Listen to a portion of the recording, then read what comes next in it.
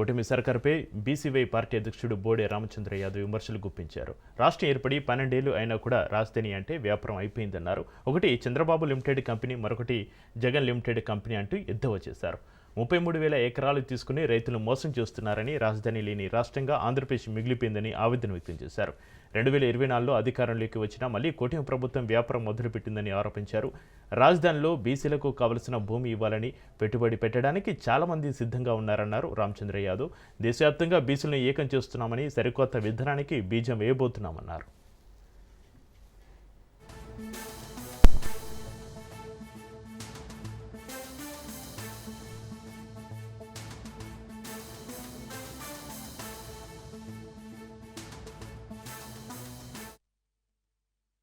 BC కులాల యొక్క భవిష్యత్తు అవసరాల కోసము, బీసీల యొక్క భవన నిర్మాణాల కోసము, కమ్యూనిటీ నిర్మాణాల కోసము రాజధాని ప్రాంతంలో కనీసము 1000 ఎకరాల భూమి కేటాయింపు చేయాలని చెప్పి డిమాండ్ చేస్తున్నాము. దాంతో పాటు చంద్రబాబు నాయుడు గారు అధికారంలోకి రావడానికి ఇచ్చిన ప్రధాన హామీల్లో అధికారంలోకి వస్తే బీసీలకు రక్షణ చట్టాన్ని కల్పిస్తానని చెప్పి హామీ ఇచ్చి సుమారు 18 నెలలు కావస్తున్నాయి. ఇప్పటి వరకు కనీసము ఆ ప్రస్తావన తీసుకొచ్చే ప్రయత్నం చేయలేదు. ఇప్పటికైనా చంద్రబాబు నాయుడు గారు మేల్కొని బీసీలకు వెంటనే రక్షణ చట్టం కల్పించాలని చెప్పి కోరుకుంటున్నాము. దాంతో పాటు వచ్చే స్థానిక సంస్థల ఎన్నికలలోగా ఈ రాష్ట్రంలో సమగ్ర కులగణన చేపట్టి బీసీలకు కనీసము 44% డిమాండ్ అనే విషయాన్ని ఈ సందర్భంగా గుర్తు చేస్తూ, ఈ 44% రిజర్వేషన్ల అంశము కేవలము విద్యా ఉద్యోగాలు స్థానిక సంస్థలకు మాత్రమే పరిమితం కాకుండా చట్టసభల్లో, అసెంబ్లీ, పార్లమెంట్ లో కూడా 44%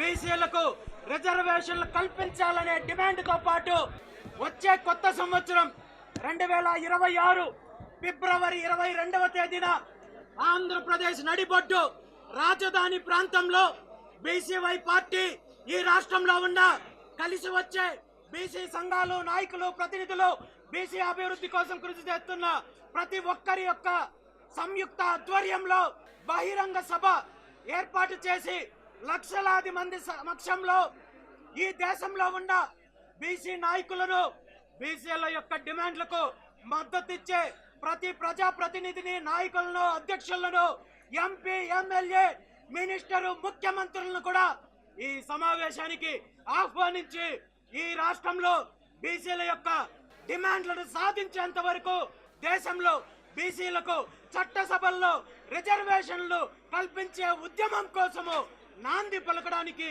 బీసీవై పార్టీ సిద్ధంగా ఉందని చెప్పి